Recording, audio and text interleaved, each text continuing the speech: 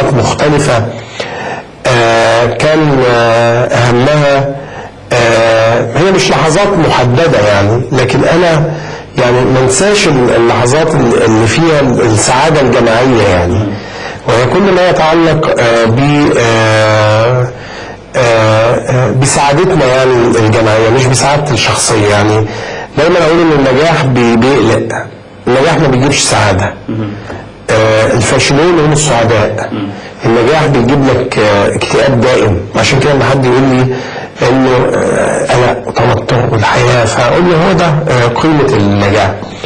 فالحقيقه انا بكيت من الفرحه لما انجبت بنتي، لانه انا كنت حاسس في لحظه معينه ان انا هدخل سجن او هدخل مستشفى، لانه وجدت في لحظه معينه ان الاعباء الصحيه نتيجه الشغل الزياده زادت جدا، القضايا زادت جدا وصلت ل 63 قضيه. فكنت نفسي ان انا انجب، وبدات اتخيل ان انا لو دخلت السجن ممكن اطلع منه معتل صحيا. فالمسائل فده من اللحظات اللي بكيت فيها من الفرحه. كل موقف فيه انتصار لينا ببكي فيه من الفرحه. دموعي بتنزل بصعوبه وما بتنزلش الا في اللحظات الحقيقيه، لحظات الحزن الحقيقيه ولحظات الفرحه الشديده يعني. هقول لسيادتك كلمات وتعلق على كل كلمه بجمله سريعه كده. الام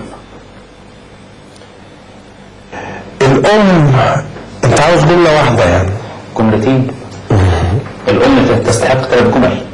طبعا الام، انا دايما اقول على الام عايز ما نحتفلش بعيد الام بالشكل التقليدي. انا دايما اقول للناس اذهبوا الى امهاتكم، ابقوا تحت اقدامهن، لانه الام لو في ايديا ان انا ما اشتغلش واقعد ما عنديش وظيفه في الحياه الا ان انا اقعد تحت قدمي امي لفعلت ذلك.